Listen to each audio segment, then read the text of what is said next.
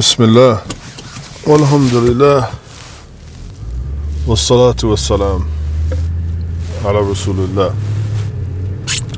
So I'm heading into the office today, inshallah, to continue with my Arabic class that I teach on Sundays, the Arabic reader, and this is going to be session number 9. So alhamdulillah, we've been going for probably about, I would imagine, somewhere between 10 and 12 weeks now, because we've had a few Sundays that we had to cancel for this or that reason. But alhamdulillah, it's been going well, and I really enjoy teaching. There's nothing quite like it. Yeah, I really enjoy being able to teach and have discussions, and I also find that one of the best ways to learn something is to teach it. And so that's actually how I began in earnest, really, studying Arabic, was by actually getting a little job at the Islamic Center in Ann Arbor, Michigan on Sundays teaching. That's how I actually originally, got into everything. So I had uploaded a bunch of videos actually over the weekend. We were pretty busy teaching a bunch of classes, and then I've also decided to kind of repurpose one of my classes, the Maliki fiqh class, because I know that the study of fiqh can be not everybody's cup of tea, or perhaps not everybody wants to follow a madhab, or not everybody wants to follow particularly the Maliki madhab. But so what I decided to do was actually repackage, repackage that class. Instead of being live, I'll just pre-record everything and put it up. Let's see if we can. Yeah, that's a little better. I'm trying out this window mount by Ulanzi for the car, so I could record some videos while I'm in the car. So this morning, while I was just doing some reading, waking up, I was thinking about the issue that we currently face in the Muslim world, and that is the issue of unity. And so I started thinking about, what is it that's led to the disunity? Why is it so hard to get back on track? What has led to all of these things?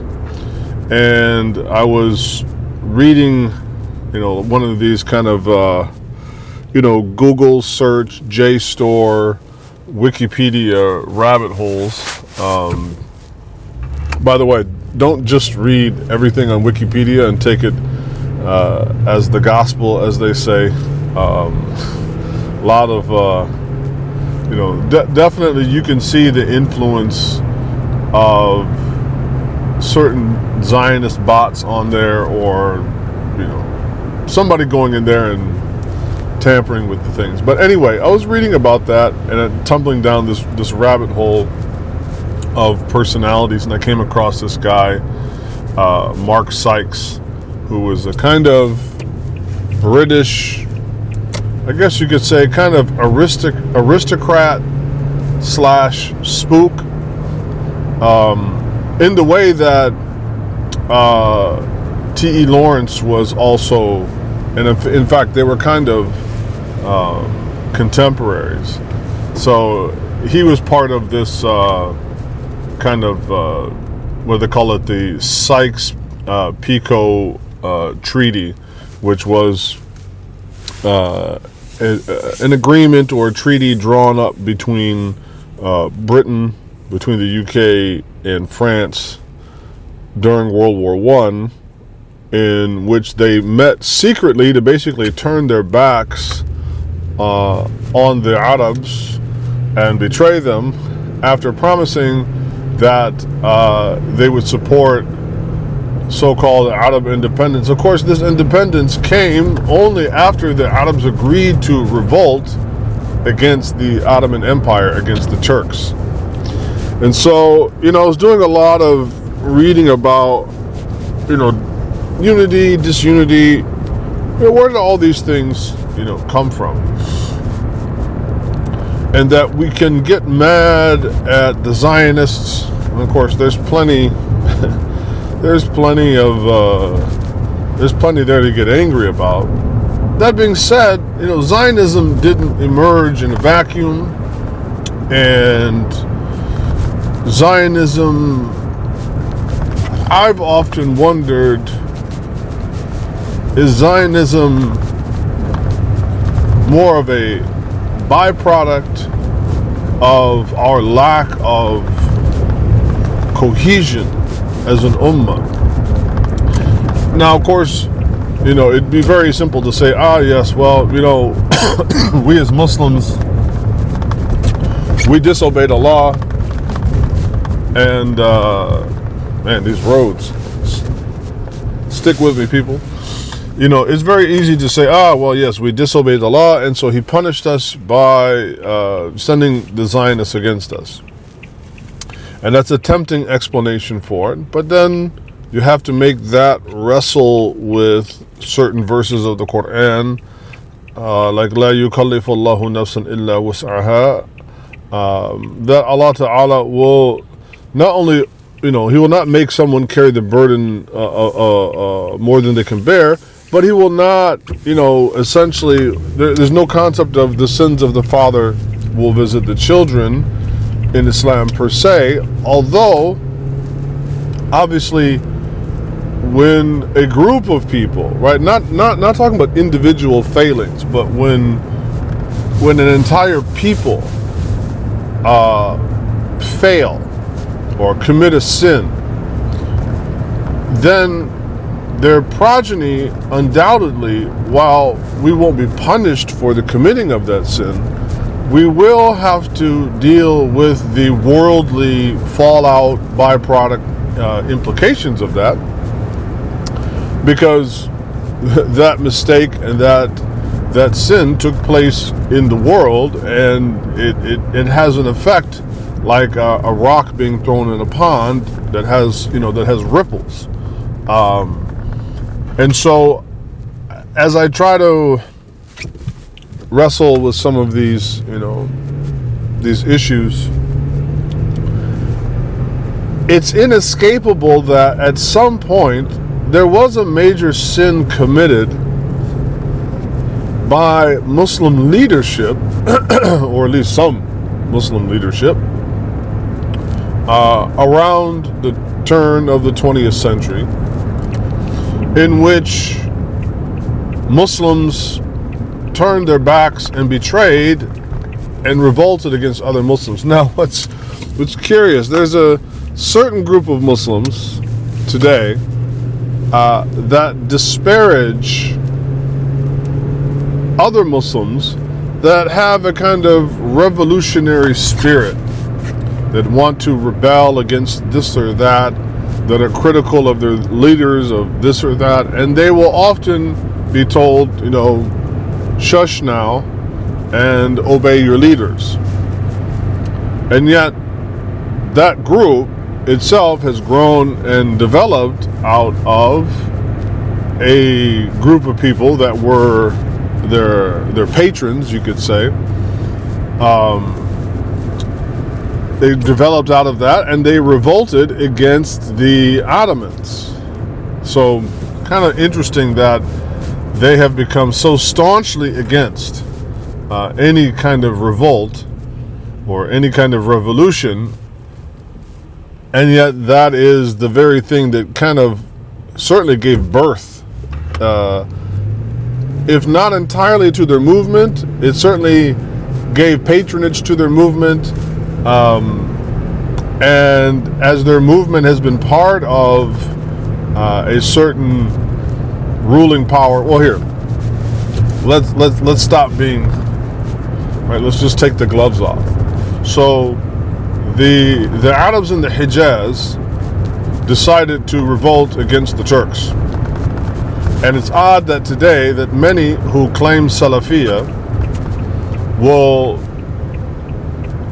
disparage and criticize other Muslims who also are critical of certain Muslim regimes, Muslim leaders, like in Saudi Arabia, call them out on this or that, and yet they will be told, no, you need to hush up and don't rebel against your leaders. And yet the very kingdom of Saudi Arabia, which likes to give the appearance that it has endured endlessly and timelessly for forever, is in fact the outgrowth of that kingdom of the Hijaz with Hussein that rebelled against the Ottoman Turks. Now, again, nobody makes any argument that the Turks were not corrupt. The Ottomans were definitely very, very corrupt. And yet, when Muslims today want to make the same type of argument, then all types of so-called Muslim evidences from hadith and so on will be used against you to try to silence you. And yet, without a doubt, Saudi Arabia grew directly out of rebellion against its Muslim leaders that were over them, the Ottomans, the Turks. And so as I begin to think about this, that in order for the Arabs to rebel against the Turks, against the Ottomans, this would of course require them to side with the British. And of course this goes into absolute direct contradistinction to what Allah Ta'ala has commanded in the Quran. La tattakhidhu al-yahud wan-nasara awliya. Do not take the Jews and the Christians as your awliya, as your guardians. Do not make any wilaya with them, and most certainly don't betray your fellow Muslims in league or by making a party with the kuffar. And this is a pretty major sin. Now, again, I'm not saying that we, 100 years later or more, are being punished for that sin, but nonetheless, we are having to deal with the repercussions of that sin. And that it would seem to me that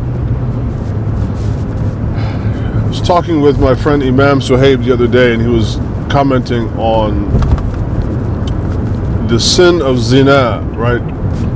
Fornication. And the issue with fornication is that it is, of course, a very egregious sin. But another component that he highlighted in sharing a reflection from Imam al-Ghazali, rahimahullah, who said that the issue with zina is that it is a type of sin that impacts the entire body.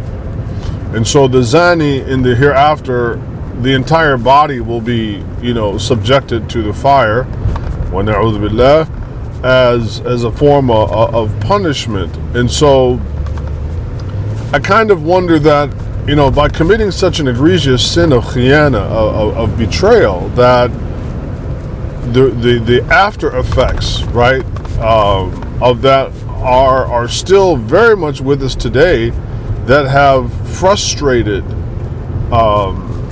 they have frustrated our ability to move beyond, really like mistrust, right? Like out of that betrayal has now created an almost subconscious level of mistrust of Muslims of one another. And so when he was sharing this reflection from, Imam al-Ghazali, he said, what's terrifying about zina is that it's also a sin that is extremely difficult to give up.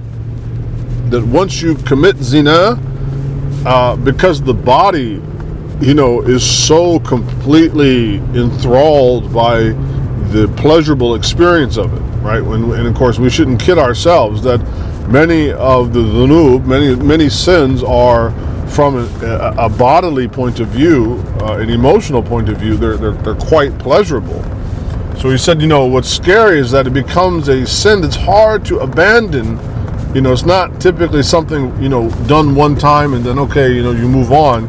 It's hard to do that because the whole body now has become acclimated to that. And I wonder, to draw a kind of rough, parallel or comparison, I wonder if, this horrific sin of betrayal that happened, 100 years ago, is this why Muslims today just have such a tremendous sense of mistrust when it comes to other Muslims, and perhaps even to Islam itself,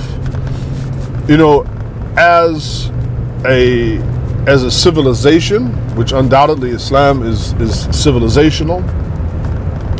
And then once you place doubts upon Islam as a civilization, then of course, as an aqidah, as a creed, as a set of beliefs, then naturally it'll kind of fall downhill and continue to tumble down the steps from there.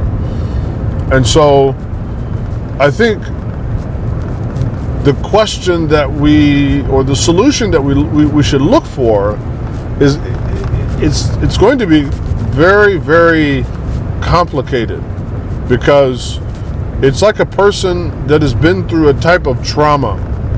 And we see this sometimes in our families, that maybe our parents or our grandparents, either at the parental generation or the grandparents' generation, there was some betrayal in the family.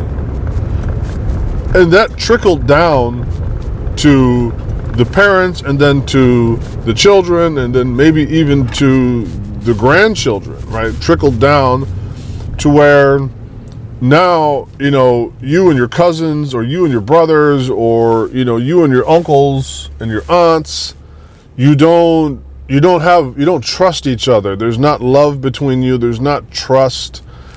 Even though it's not really quite clear, you don't have any direct memory of anybody doing anything to you directly, but nonetheless, there's this cloud of atmosphere, because maybe the betrayal happened between your parents and their siblings, or between your parents and their uncles and aunts, or maybe between your grandparents and your grandparents' siblings and uncles, and it trickled down to your parents, and then it further trickled down to you. So now you're 1 or 2 generations removed from the incident, and all you're left now is this kind of like almost reflexive lack of trust, because you've been traumatized.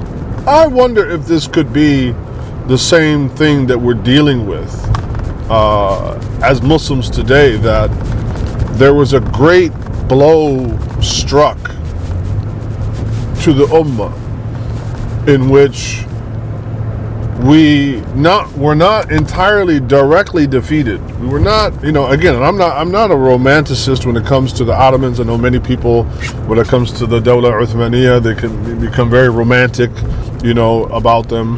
I'm not a romanticist when it comes to the Ottomans. Stick with me now. That being said, though,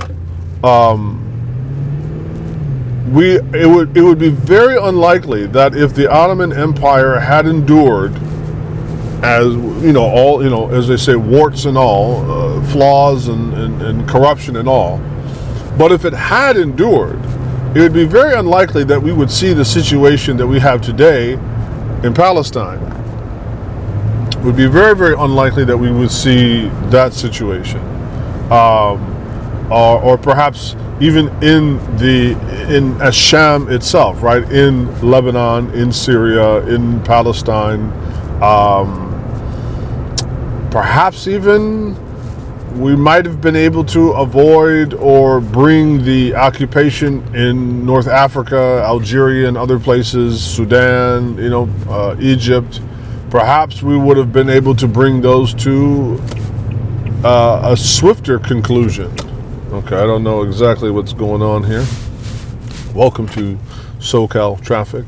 So I think that, whatever solution searching that we're going to do, we have to realize that, merely invoking, and this is not to besmirch the Sunnah, to besmirch the Quran or the Sunnah, but it will take more than merely invoking those things as a means to culminate or to germinate a sense of trust that we have for one another. Because I think what happened in this blow that was struck is that it was a blow that not only just, it's one thing to be knocked out, it's like boxing. You go up against somebody that's just a better opponent than you, and they just rock your jaw and they knock you out. They knock you out. But if there is also a measure of psychology involved, so to speak, in getting knocked out, to where not only does that person just defeat you physically, but the punch itself, it's as if it implants within you a kind of self-doubt that not only can you not beat that person, but you shouldn't even be boxing in the first place. That you never should have been boxing, and everything that you learned about boxing, and perhaps even other things, were basically all null and void, or basically it implants such a insidious level of self-doubt that the only way to reconstitute a sense of self-confidence is through the person that knocked you out. Of course, they then have the option, which they probably will choose to indulge. They will have the option of never completely allowing you, even through them, to retain a sense of self-confidence. In fact, quite the opposite.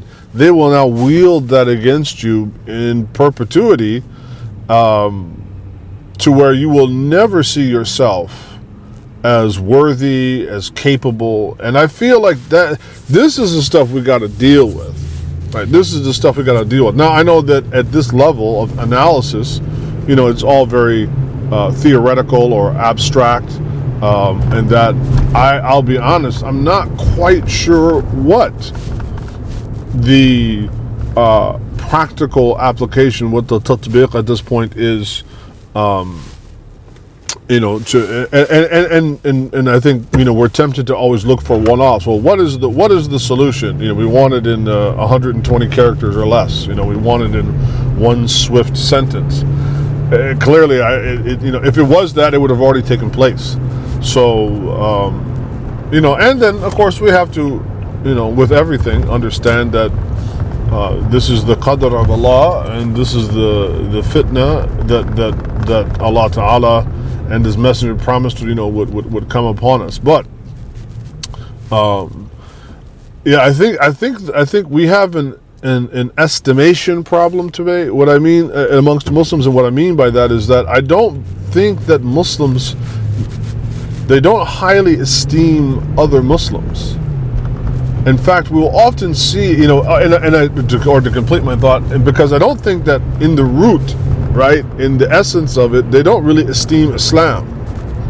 This is, I think, part of what has given rise to the cultural Islam, because Islam as an actual belief system and a totality has been so completely it's been so completely decimated in the hearts and minds of many Muslims on a deep subconscious level that they don't trust it, therefore they don't trust other Muslims. And so the bar to which often we will hold other Muslims to is actually not the bar of Islam, but the bar of something other than Islam, typically out of the playbook, out of the very people that defeated us. And of course, this is not, I know that I'm not saying anything really revolutionary or new. We've had scholars, like Ibn Khaldun and others that have, spoken at length about this. But I just feel like, when I was reading this morning and looking over it, and I was reading about the Balfour Declaration, and I wanted to read a bit more about okay, it's one thing to talk about the Balfour Declaration. Well, who were the people? Who were the people associated with this declaration? Like, who were they? Where did they come from? Right? And so, this thing that happened where, the Arabs in the Hijaz, they agreed to side with the British to revolt against the Ottomans, but then at the very same time, the British had a secret meeting with the French to essentially betray the Arabs, and everybody lost. The Muslims as a whole, Turk or Muslim, everybody really, really lost. And so we are very much in, and again, I don't say this from a romantic point of view, is that we are now in a not just post-Khilafah world. Yes, we're in a post-Khilafah world. But more specifically, we are in a post-Ottoman world. And without indulging the romantic aspects of that, we need to, I think, pontificate, study, and analyze what does that mean.